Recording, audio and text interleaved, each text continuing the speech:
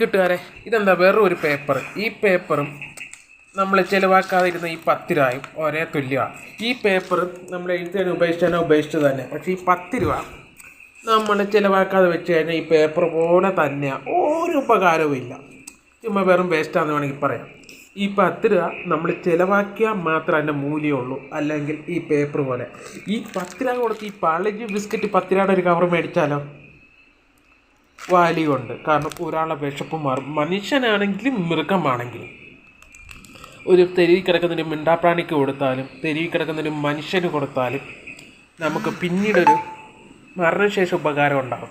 അല്ല പണം ഈ 10 രൂപ നമ്മൾ പോക്കറ്റിൽ ഇരുന്ന വെറും പേപ്പറാണ്. ഈ പേപ്പർ പോലെ ഒരു ഉപയോഗവും ഇല്ല, വേസ്റ്റായിട്ടിരിക്കും. പക്ഷേ ഈ ഒരു 10 രൂപ ഇങ്ങനെ ബിസ്ക്കറ്റാക്കി അത് ചിലവഴിച്ചാലോ കിട്ടുന്നൊരു സന്തോഷം അത് വേറെയല്ല.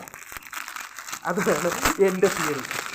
പണത്തെക്കാളും മൂല്യം പണം സമ്പാദിക്കുക, അതിങ്ങനെയുള്ളവർക്ക് കൊടുക്കുക. ഇതെൻ്റെ മക്കളായതുകൊണ്ട് കൊടുക്കുന്നതല്ല കേട്ടോ, ആർക്കാണെങ്കിലും നമ്മൾ കൊടുത്തു കഴിഞ്ഞാൽ അതാണ് നമുക്ക് കിട്ടുന്ന ഏറ്റവും വലിയൊരു സന്തോഷം. മറ്റുള്ളൊരു പ്രാന്തൻ എന്ന് വിളിക്കും, ആ പ്രാന്തിനും വേണ്ട ഒരു രസം.